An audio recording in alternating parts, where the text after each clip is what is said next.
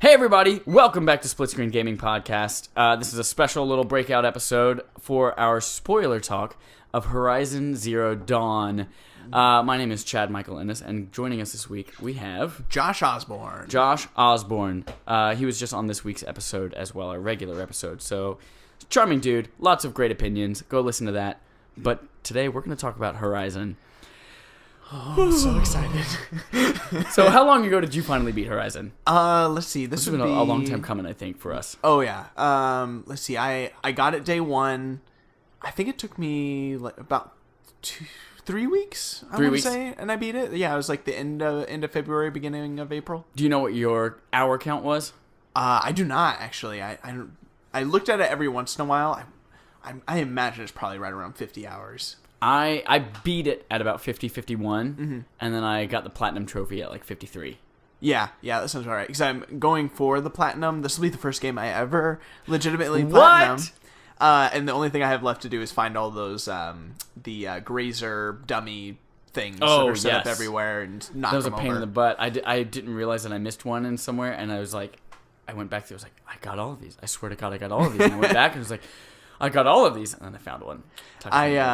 It was one of those things where in the very beginning when you're at like Rost's place, and I saw those set up everywhere, and I was like, I don't need to do anything with these. I'll just go along my merry way. And then at the end of the game or whatever, I just looked at the trophy list because I like to look at them just out of curiosity, and I was like, wow, I have all of them except for this one. What is this one? Knock over all the grazing dummy. God damn it! I've been passing those this whole goddamn time, and I didn't knock them over. God dang it. So we were just talking about how like we don't like to spoil things ahead of time for us, or like watch playthroughs or anything like that. Do you ever look at a trophy list before you start a game? No. No? No. I generally tend not to either. Yeah, no. I'll do it like after, or like if I get a good chunk of the way through, I'll like take a peek. Yeah. But generally, if I do look at it, I'm taking the developers on good faith that they have those like spoiler ones as like hidden trophies. Yeah. Yeah. I generally, if I get far enough into a game, decide I really like this game, I want to platinum this game, then I'll be like, let me keep an eye out for things that I'll go through the list and be like, okay, kill 100 people with this weapon, whatever it is. Awesome. So Josh, let's just start with your overall thoughts on Horizon Zero Dawn. Whoo, man. I absolutely loved this game. It is one of the most original games I've played in a long, long time. And it was just refreshing to come into this new world that's like unlike anything I've ever seen. Like, just the concept of all these dinosaurs, everything. What the hell does Zero Dawn mean? Yep. You know, all this stuff was so intriguing to me, and the world was so rich, and oh man, I loved it. I absolutely loved it. Loved the characters. The story was amazing. Like, great stuff. I'm excited to see where this potentially goes. Yep. Yeah. Me too. This is one of the coolest sci-fi stories that I think I've seen, definitely in a video game. Definitely. And kind of up there with kind of sci-fi in general. Yes. Like whether it's movies or books or things like that. One of the coolest sci-fi stories I've experienced. I freaking love all of the characters. Yep. You would mention, like, every single character in this game is so fully fleshed out. Even, like, if it's a side quest character that you encounter every once in a while. Oh, yeah. Like... And there's some where it's like you don't see them again after you encounter them on a certain thing, or a lot of characters die or whatever, and it's like, man, like... I gotta miss that dude. Yep. You know, it's crazy. Like, very rarely does a game ever make me feel like, man, I wish I could go back and, you know, talk to that person or do something with that person. Yep. And I also really loved the combat. The combat just felt so good. Yeah. And this is one of those few times where I felt like, you know, there are so many games now that advertise, you can approach this in any way you want, but I really feel like from the outset, you have almost access to all types of weapons. Yes. After like a half hour, 45 minutes of playthrough, you get to your first merchant. Yep. And from there, you really do build a play style. I ended up with the full arsenal of weapons, and then depending on what dinosaur I was fighting and things like that, then I had like a specific style. If I was fighting a Thunderjaw that also had Ravagers around it, then I'd be like, shit, I gotta change up my style for this specific scenario. Definitely. So yeah, love the combat. Felt so fresh. In fact, the very first think it was 5 hours of the game that I played. It took me 5 hours to get to the very first Sawtooth. Wow. Yeah. Wow. That was like, it's pretty early in the game. Yeah, but you went out and did a lot of stuff before. I didn't even do side quests. I didn't do main quests. I just I'm going to go find a herd of dinosaurs and try to take them down. Yeah. And I was like, I'm going to do some stealth. I'm going to do the tripwires. I'm going to do...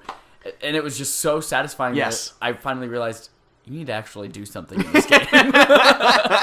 You need to get somewhere, make some progress. Yes, definitely. Related to the combat, too, is I felt... The thing I loved about this, and I can't think of any other game, maybe outside of like Dark Souls and Bloodborne, where every encounter I had, I was always on edge. Because... It's challenging. Like, if a dinosaur gets a hold of you, you're screwed. And it could be, the little watchers to a thunderjaw to a giant stormbird. It doesn't matter what it is. If it gets its claws on you, it's devastating.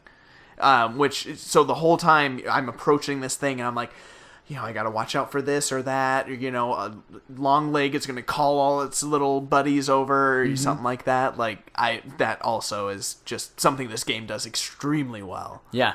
I love the fact that you level up and you get a 10-point health increase every level. Yep. So, which is not a lot. It's not enough to like make you feel strong or anything like that. But you don't deal any more damage. You don't gain any new crazy-ass powers. You just unlock, when you're running, you're a little bit stealthier, things like that. Or you can now summon an enemy or take over an enemy for a longer period of time. Yep. So I love that the game never really got easy as you progressed and leveled up. You just have to...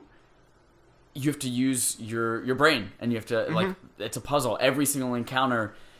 You crouch in the grass, you see, all right, what robots are there, and then you have to come up with a strategy, and you're like, this is how I'm going to take this down, and then something discovers you, and that all goes out the window, and you freak the fuck out. So, I love that it never got easy, that every single encounter was a challenge. Oh, it was fantastic. Yes, 100%. And it's so interesting too, like you'll develop a strategy for a certain thing that goes to shit, and then you're like, well, what if I try doing this instead, and what if I try freezing it instead, or what if I try this or whatever, and you're like, whoa, that works too, like, it's crazy. So what were some of your most used and least used weapons that you ended up using? Okay, I frequently used the super longbow with the tear blast arrows. Yep. Used that a lot. There was I'm trying to remember. It's the Shadow Karja hunter bow. Used that a lot with the what was it? The special heads on them that were also like piercing kind of. Yeah. The tripcaster I used a lot. The tripcaster, yeah. Yeah. That's putting those trip wires out. Yeah, I used that a lot more than I thought I would. I didn't think I would use that a lot, but I ended up using it a lot, and it was super, super useful. I used the rope caster every once in a while. It depended on what machine I was going up against. Sure. Or if there were a lot of them, and I'd be like, okay, this guy I gotta isolate. I gotta rope cast him down, keep him away, and deal with these other things there. I found later in the game I was using the slingshot a lot more. Yeah. I wasn't using it enough in the beginning. I think. I got to about 3/4 of the way through the game, and I realized there's all this elemental shit that I haven't been, like, freezing an enemy or the electricity, and I haven't been using. I never got that bow. Yep. I just never figured I'd pick up the bow that has those 3 different types. But yeah, I started using the Karja sling much more towards the end of the game. And I think one of the reasons I started using it more is there's one of the hunting grounds. It's like kills such and such amount while frozen or something like that, like grazers or something like that. And I went in and I was like, I wonder, will this freeze all of them if they're all clumped together? And I fired it in there and they were all frozen. I was like, holy shit, this is super effective. I should use this a lot more. So then just setting stuff on fire or stunning them all with electricity, that kind of thing. Yeah, I started using that a lot more. I also started using a lot of the like heavy weapons that you can pick up.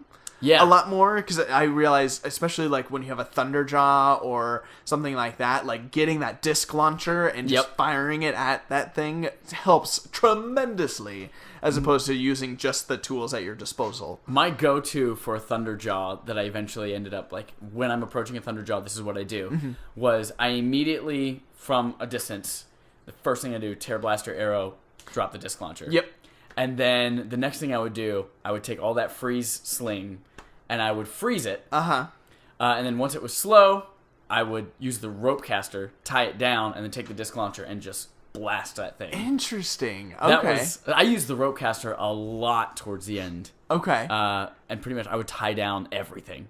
And that would be, but I was running low on wire, which was shitty. Right. The rope caster used so much of it. But yeah, I would tie that down, the Stormbird, those goddamn, what was the smaller birds? Oh, the Glint Hawks? Glint Hawks. Yeah. Those were obnoxious. That was the only way.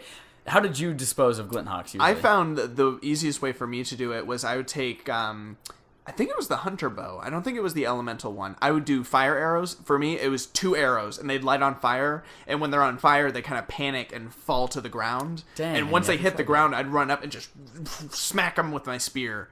Dang. While they're on the ground. I never tried that. Yeah.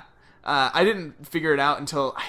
honestly, it might have been another hunting ground where it was like light so many of them on fire, or there was a challenge like that where it's like light them on fire, and I was like, wow, they fall to the ground pretty easily that way. So I just lit them on fire, they'd fall to the ground, I'd smack them around with my spear thing. They were always like that was my least favorite robot in the whole game was the Glint Hawks. Yeah. Because I couldn't find any other way other than tying 2 them down. rope casters, Yeah. tie them down. And that's then super difficult because they got to get in close for you to be able to do that. Yeah. Yeah. I'm trying to think what my least favorite of the dinosaurs was. I mean, in terms of like fighting them, I guess my least favorite would be like the grazers or whatever, because they're super passive. Yeah. But I can't think of any of the ones that you like actively engage in combat that I actively disliked. I definitely had harder times with certain ones. But I can't think of any that I was like, God, I have to go up against a fucking Snap Maw. Like, oh, God, you know. I would definitely get scared of them. Yeah. Oh, man. Those fucking, what do they call them? Rock bellowers or whatever. Yes. The, like, tremor dinosaurs. Yep. Those things are a pain in the ass. Like, to take down and, like, get their little arms off so they can't crawl under the ground or anything. Yep. Man, those things are hard. I avoided all of those until the very, very end of the game. Like, I got the very first one you fight. Oh, and during that side quest? Yeah, during the side quest. And then I came by the corrupted zone where there were 2 corrupted ones. And I was like, God. That's going to be literally the Yeah, last I did thing that do in this post-game. game. Yep. But then I finally realized that if you freeze those guys, they take so much damage. Really? Yeah, if you freeze them, they go down like that. Holy shit. It's so I quick. never tried that. Yeah, because they also have a weakness to ice. Ah, that makes sense. But yeah, I figured that out whenever you were fighting. There's the side quest in the pit where they're like, oh, all of our guys are dying, blah, and then there's the side quest where you have to get the prince or the prince. That side Idaman. quest. Those are 2 different rock smasher or rock. Oh, that's breakers. right, because the guy, they're supposed to clear the way or whatever, and he's like, some big fucking thing came up and ate a bunch of our guys. I'm the only one who survived. I'm not going back in there. Yep, that's the one where I learned about that. the ice thing. I was like, oh, that makes sense. Of course, by then, I picked up more elemental weapons and started using them more frequently too. Yeah, one of my favorite moments was the first time I encountered one of those. And it's during that side quest in the quarry. Yeah. And they're like, yeah, we've been hearing some weird, explosion sounds or something coming down there. Can you go down there and take a look at it? And I remember, looking at this quest, and I was like, well, that's a really high-leveled quest. That's weird. So I skipped it for a little bit, and I came back, and I was still, I think, extremely super underleveled. I think it was suggested level was 24 or 26. I think it was 20. And I was like, this can't be that hard. And I'll go down there and see what's going on. And I go down there, and there's a bunch of the blaze canisters sitting around everywhere. And I was like, well, there are a lot of explosives. I'm sure, one of these went off at some point. And I hear this rumbling. And I'm like, what the fuck is that? and I'm like looking in the sky, like, what is this? Where is this thing? Where's it coming from? Is it coming from a cave? Where is it? And all of a sudden it launches up out of the ground at me, and I was like, fuck, what is this? I don't know what this is, and I don't know what to do. And I ran, and I was, quickly figured out, I was like, oh, this motherfucker's like a tremor. It is a tremor. If I get up high, I'll be okay. So I like got up high on a thing. It launches rocks at you that knock you off of that thing. And I was like, I am not safe anywhere. And I like ran away, came back when I was super, when I was leveled up enough or whatever, and eventually took it down. But I was like, God, that is one of those moments where I was like, God, like, that's amazing. Yep. Let's talk a little bit about. Oh, were there anything that you just straight up didn't use at all? Like I found, I never used traps. I rarely use traps. I used them every once in a while, but I didn't use them a whole lot. I did not use the elemental bow at all. I know that. Yeah. I eventually started using that one towards the very, very end once I discovered corruption arrows. Yeah, that was the only thing that I was like, oh, that could probably be kind of useful. On a handful of occasions. Yeah, that might be it. I think I used every other weapon or whatever pretty consistently besides that. Did you ever use the shotgun type one, the tear blaster, or the... Oh, no, I did not use that one. No, I used that one pretty much just to get the training quest out of the way. Oh, yeah. That's it. Yeah, no, I did not use that one. That's like the super short ranged, fires a bunch of little prongs out. Yep. Yeah, nope, never used that. Let's talk about story. Yes. Story of Horizon Zero Dawn. Oh, man. So this story is so freaking cool. I love that it's post-apocalyptic. Yep. Society's already kind of rebuilt itself. Mm-hmm. And the first time I discovered that Horizon Zero Dawn, like when you're on in the office building, the very, very top of the office building, you discover that these things are out of control and they've got to take these drastic measures. What was your reaction? And this is before you learn what the Zero Dawn project was. When they were saying that, I was trying to think. I was like, because they make these robots that consume biomatter and everything. I was like, they have to find some way to reset things. I was like, this has to be some giant EMP device, something that disables absolutely every electronic thing ever created or whatever, like just some giant EMP pulse that destroys everything. Maybe that's what resets humanity. That was kind of my first go-to, was something to shut down these machines, or some kind of crazy virus that destroys all of, computers and electronics, something to that effect. Yeah. What were you thinking? It blew my mind. Actually, it made me think back to the very, very first story piece that actually made me feel like this was going to be a really cool, awesome game, was when you get down to after the proving. Yes. And you're in All-Mother there, and you realize when they bring you to All-Mother and it's a door. Yep. And it's saying like the code is corrupted and things like that. And they think that this is a goddess, and the whole tribe, and there's so much dramatic irony. You're like, holy shit, their goddess is literally just a broken door. Yep. And that Aloy was laying there, and that she came out of nowhere. What if there were people behind this door? Yeah, I had that same thought. This is all like The Village, M. Night Shyamalan, and there's like, this is real world America right now, but it's just like a scientific experiment. Mm-hmm. That's the first time it hooked me, and I'm like, holy shit, I've got to find out more. Yeah, the thing that was similar to me. That was the first point where it really, really got its hooks in me. Yeah. Like I was hooked after the proving, after Ross dies and everything. Yep. Like I was like, oh my god, like that's crazy. But it was discovering that she has a 99% match to this person from the past. Yep. This Dr. Elizabeth Sopek. And I was like, if she has a 99% DNA match to this person, that means she is either that person, she is a clone of that person, or some weird science experiment thing using her DNA. Something to that effect. How is she related to this person? Yeah. I do not know, and I need to know. That was my driving force at that time. Yep. And then, you learn her name and everything, and then it became, what's up with these machines? Yeah. Kind of after that. Let's talk about the actual Project Zero Dawn. Yes. Like, what this means. So it's basically they say we give up. There's no way we're going to come over. We have to wipe out everything on Earth and hope an AI is smart enough to rebuild afterwards. Yeah. So the kind of what happens to end humanity is there's this big corporation. They hire this Elizabeth Soapbeck, and she's a brilliant, brilliant scientist. Makes all of these different robots that are good for the environment. There's different like butler robots, stuff like that. They're super useful and everything. And eventually you find out they have a falling out of some kind, and you don't know what or whatever until you find out they started going into the military route. Using these machines and everything, they create these amazing, crazy, diabolical machines. But then the last ones that they make, as a fail-safe measure of if they run out of fuel, they can consume biomass in order to fuel themselves. So basically, it could eat your enemies for fuel out in the field.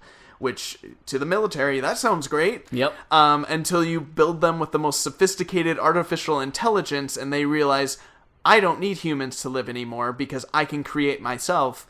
I'm going to eat this entire planet. And essentially Zero Dawn is them saying, there's no way we can defeat these. They keep reproducing at such a massive rate.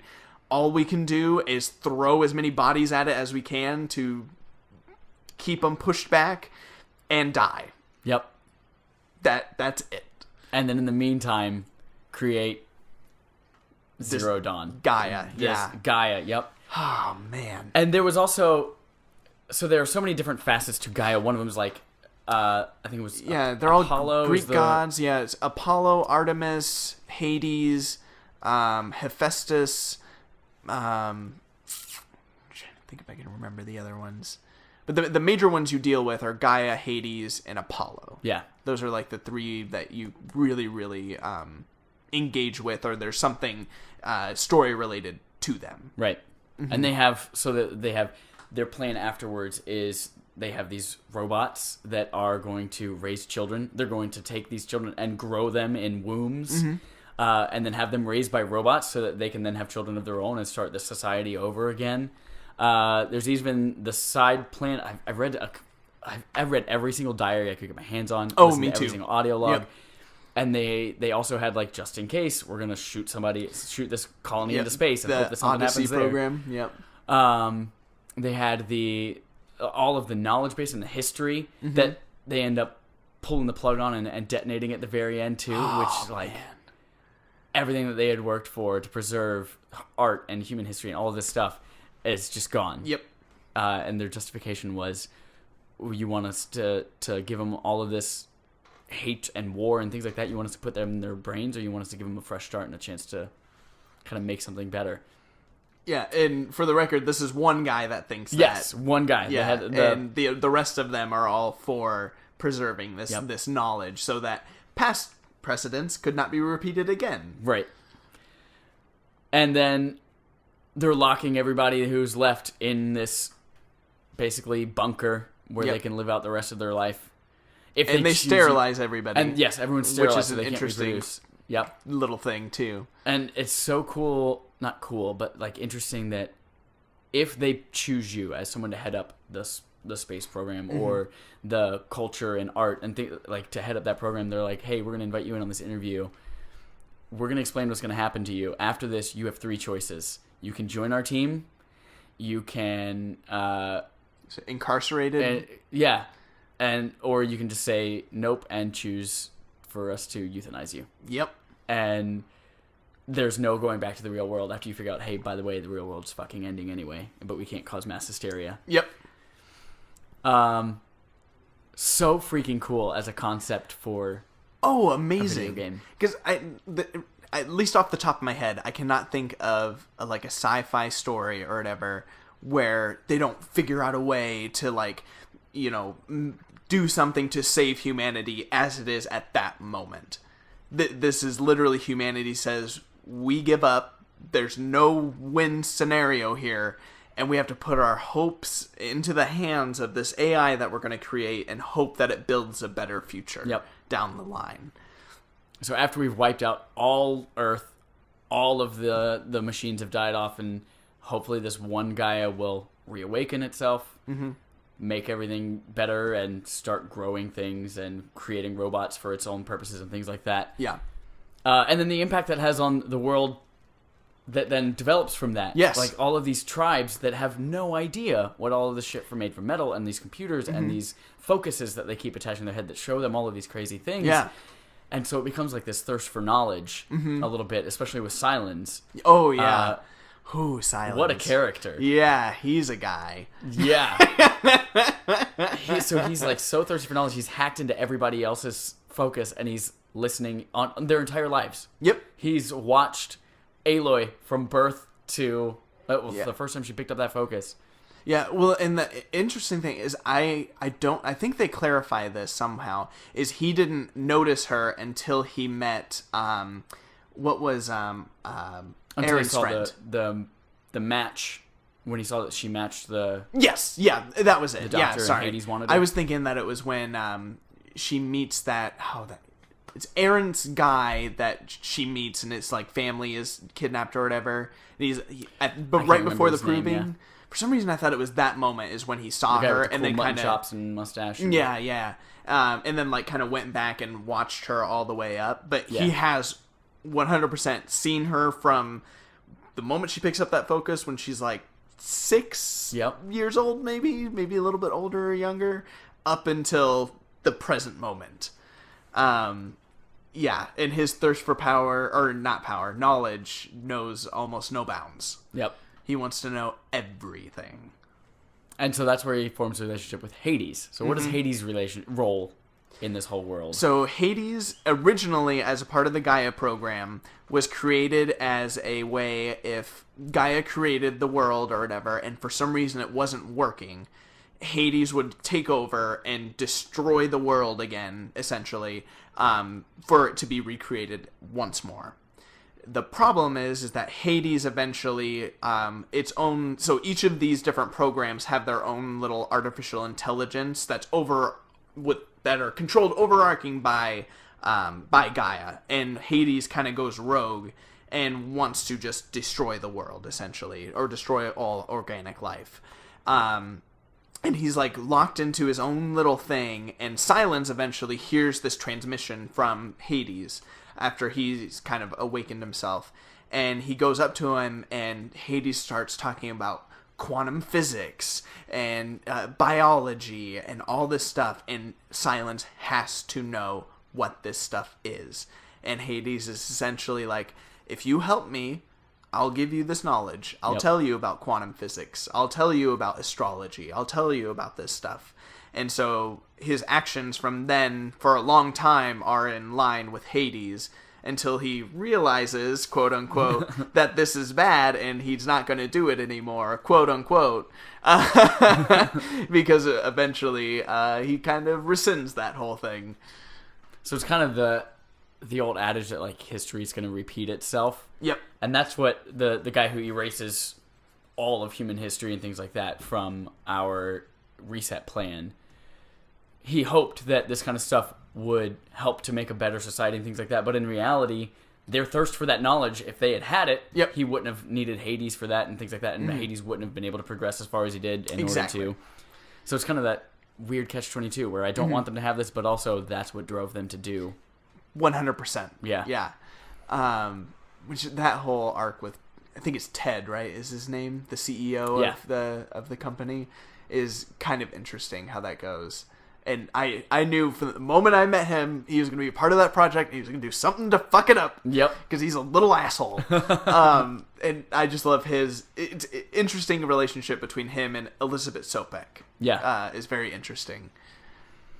So let's talk about side quests real quick. One of my favorite things about this game is that we had talked about the characters having so much depth, but these side quests, aside from like one or two in the beginning of the game, none of them felt like your traditional open world fetch quests. Yes. Mm-hmm. Everything had so much story to it, whether it is someone looking to avenge his sister's death, or whether it is somebody who is like, hey, all of these Glinthawks are starting to attack our town, what's bringing them there? And you find out that these guys who are mining snap moths for this valuable material, and you gotta decide, do I fight these guys to get them to stop mining snap mines so that these Glinthawks don't attack this city, or do I kind of work it out more diplomatically?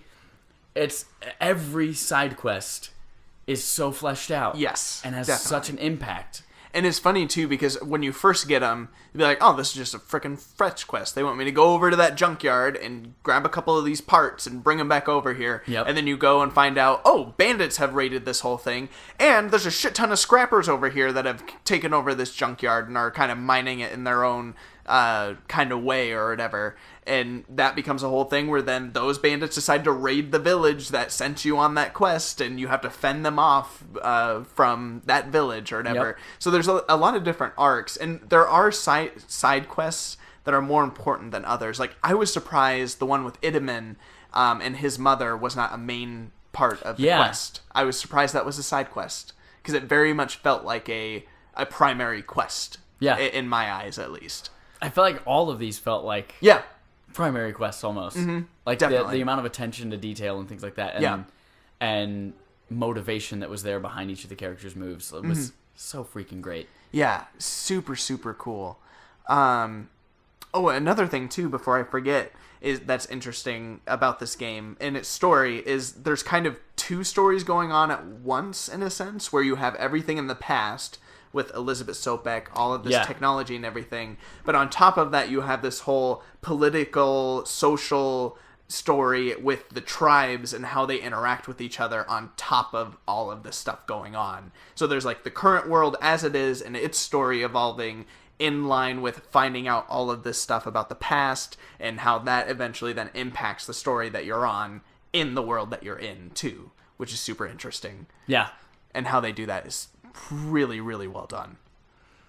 Was there anything you didn't like about the game? That I didn't like. I felt the biggest opportunity that I felt was the climbing and the traversal. Yeah. Was so it's hard not to compare this game to Legend of Zelda Breath of the Wild. Right. Where you can climb everything. And I played Breath of the Wild for like an hour before I played this. Sure. But there were so many times in Horizon where I felt like I need to get up there, and the only way I could kind of see to do it was to kind of scale this mountain. But scaling the mountain felt like I was glitching it. Like I was jumping on places that I technically shouldn't have been able to jump on. I got stuck quite a few times where I would like fall down in a crevice and then I'm just like hanging out between some rocks that I can't get out of. So I feel like traversal was the biggest opportunity there. I can see that for sure. I can't think of anything that I actively disliked about the game. However, there are things that now, having seen what this game does or whatever, things that I want them to do in whatever the next installment is. Sure, yeah. What do you want from a sequel? So I would like that. So at the end of the game, all the side quests that you do, you can have more people assist you in the final battle between all these machines and all the Shadow Karja and all this stuff. That kind of make it easier. Like, it's not crazy difficult, but, you know, if you don't get the Oseram to help you, you might not have those cannons that do a shit ton of damage. Yeah. You might not have, you know, these people scattering supplies out for you throughout the battlefield. Certain things like that. I would like them to take a more kind of Mass Effect 2 approach where potentially, like, you don't get these Oseram people. That allows these machines to break through on this side of the, you know, village and wreak all this havoc and everything. Like, I was surprised that no one died in that final battle. That everyone made it out okay. Yeah. Was kind of surprising to me. Like, it's not... I wouldn't say I was disappointed by it or anything like that, but I think that battle would have carried a little bit more weight if somebody had died. And especially they set up that precedence where when Ross dies and literally everyone at the Proving dies, which I was also super surprised by. I did not see that coming at all. I expected some casualties along the way that weren't there. So I would definitely like to see something like that, where it's like consequences of you not reaching out to these certain people may have an impact of how the end of the game goes.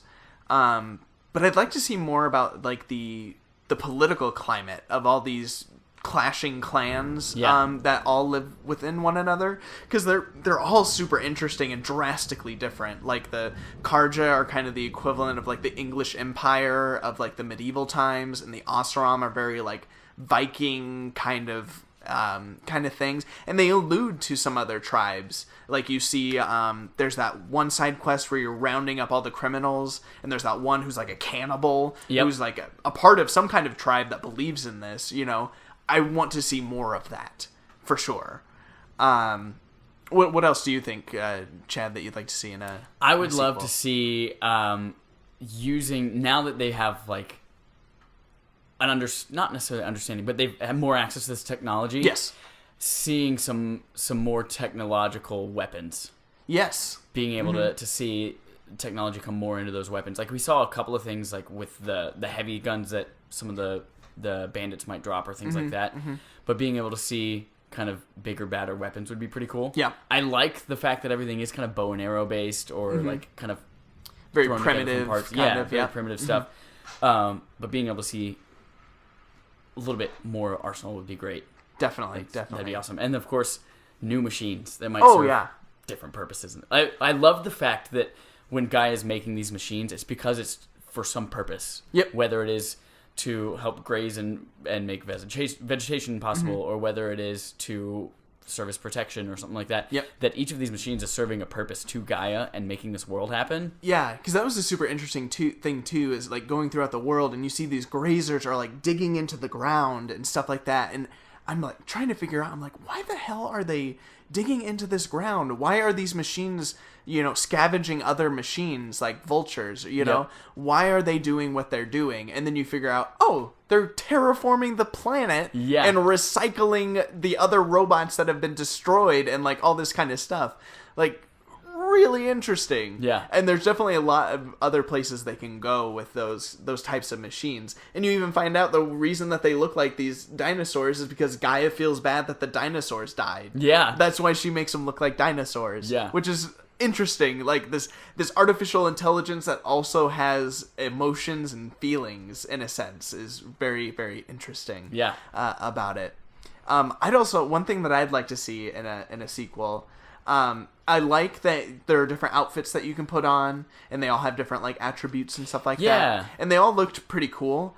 I would like to see like customizable armor of like gauntlets, chest pieces, stuff like that, like fully setting that stuff out. Because they really set up Aloy to be someone who goes in there and tinkers around and kind of makes her own thing. So I'd like to see some more crafting components in terms of like you making your own weaponry and armor and stuff like that. Did you play around a lot with the customization of the armor, like as is in the game? I found that I pretty much stuck to two suits: the sneaking suit and then the protector armor. Yep. Until I got the final armor, which was awesome. Oh, which is so fucking cool. Yeah, with those power cells. God, that was cool. I was pretty much the same way. But occasionally I would use, like if I was going up against like a corrupted Thunderjaw or something like that, I'd put on the was it the Banuk Poison Eater outfit or something like that, or occasionally throw on like the ice one or the fire one if I was going up against a Bellower.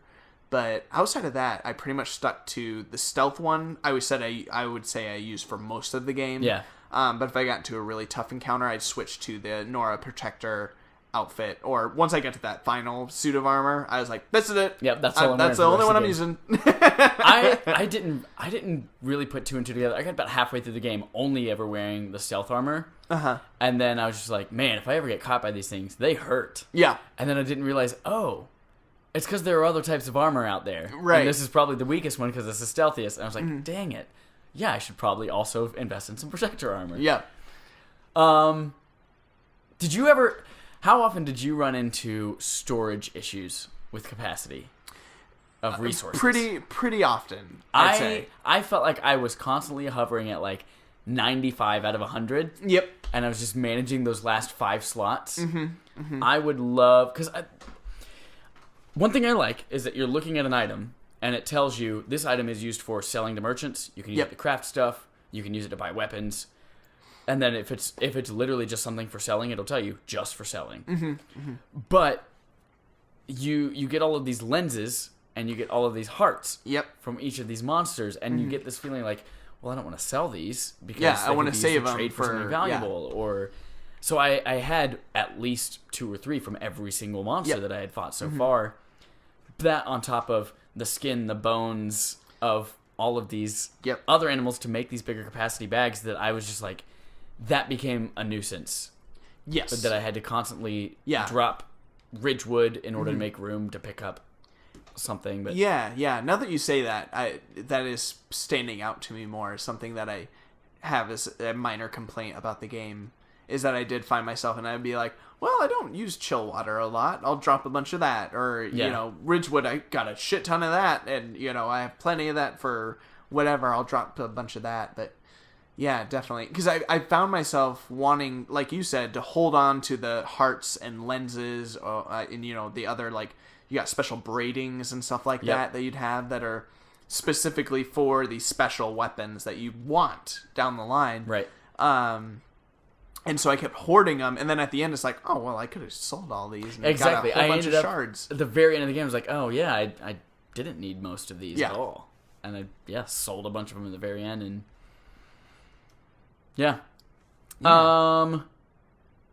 here's another thought that I read somewhere that I would love. This is the Guerrilla Games made this, obviously. Huge Killzone legacy behind them. Yep.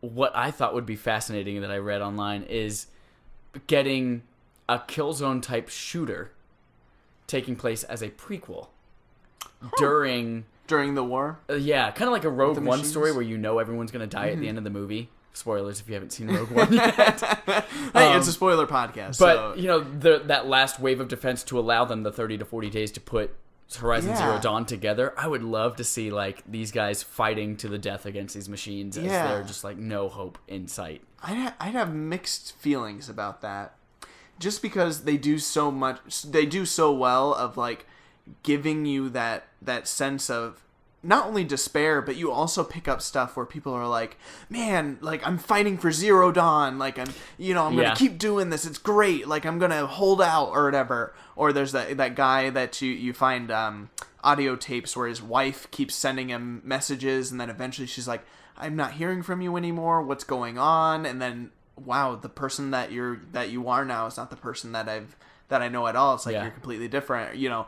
So in a sense, they've kind of already done that. It's just you haven't experienced it. You're experiencing it after the fact, knowing that, you know, these people that are all gung-ho about fighting for Zero Dawn, we're enduring victory. We're going to push off these machines so they can finish Zero Dawn, and we're going to live. It's going to be great. You're going to die. I'm sorry. So I would have mixed feelings of them going back to that, into the past and doing that kind of stuff, because in the further, so in the sequel, let's say Horizon Zero Dawn comes out in a couple of years, or Horizon Zero Dawn 2 or whatever they call it down the line comes out, part of me wants them to deal less with the past stuff, because we know how that ends and everything. Granted, there could still be something there. We don't know if other countries had their own programs, something like that, maybe the United States was the only one. We don't know. I assume that they were, because they flew in a bunch of foreign people and stuff for it. If they had one, why would they send their people? Whatever. Also, they probably didn't tell anyone else in the world that, hey, by the way, the end of the world's coming. Probably also true. But I would like them to deal more about Aloy and what she does now after that. She's pretty much accomplished her purpose, and we know we have Silence out there with Hades. We don't know what he's gonna do. And another thing that I'm glad that they didn't kind of shoot the wad on was, in a lot of the dungeons, I think the last 2 or 3 dungeons are within those Titan machines. They're, like, the big, had tentacle arms and manufacture other machines on top of being these super weapons that you never see come alive. And the whole time I when I got inside one, I was like, this thing could come alive and destroy everything. There's definitely room for them to bring one of those into the fray, or maybe Silence tries to awaken one. I don't know. But that's another thing where I'm like, man, it would be interesting to see that thing. But maybe that's in a prequel, you could see those things, coming in. Before they run down. Which would be interesting. So I don't know. if I would want that or not. I think at first I would be like, I wish that, that they wouldn't, but then I would probably love it. But at the same time, that would also potentially detract from them making more of Horizon. You know what I mean? Yeah. So I don't know. It would be an interesting maybe prequel to the sequel of having it start out as, something in the past. I don't know. They've also announced a single-player DLC. Yes, story DLC it's some kind of expansion. Yeah. Which has me really excited. I wonder what that's going to cover. And, yeah, I wonder if it takes place after the events of Zero Dawn, potentially leading into whatever our sequel may be. Yeah. Or if it's, something that's contained within the story itself, that as it's told. Either way, I'm really excited, and I'm getting that day one. Yep. And I'm going to play the shit out of it. Yep, whenever it's available for pre-order, I'm putting my money on it. I would also love, somebody else was talking to me about this, of if that DLC expansion could be you as Rost, being the death, what do they call it? Death Seeker? Death Seeker, yeah. And going out and hunting down those barbarians that killed his family and stuff. I was like, that would be kind of cool to see some more Rost, because I loved that guy. He was super cool. That was one of the things I loved. Just like the whole time, I was like, "Why is this guy an outcast? Yeah. What did he do?" Mm-hmm. And then why do these ladies, as an outcast, why do they trust him with this baby? Yeah, things like that. Like he's obviously an outcast for a reason, but also they kind of and then like when you're like going into one of the cities or whatever, the people don't say anything to him. They just kind of gesture or whatever and open the doors for him. And Aloy is like, "Why the hell did they let you go through these doors or whatever?"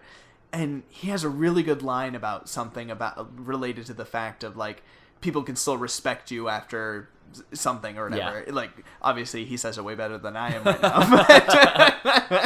now. And you're like, wow, he obviously was somebody that was well respected. People liked him, and then he did something terrible, or what made him do that, as you were saying, and then come to find out his family was murdered by this other tribe, and he swore vengeance upon them. And upon becoming a Death Seeker, the assumption is you're going to die if you become one, and if you don't, you are cast out from the tribe. And you've left the mother's embrace. There's no coming back from that. Which, that'll be interesting, too, to see the Nora outside of the mother's embrace. Yeah. Because now that the matriarchs have deemed it okay to be outside of the embrace after the events of Zero Dawn, seeing them kind of acclimate to being with the Karja, and I don't think they ever knew the Oseram existed.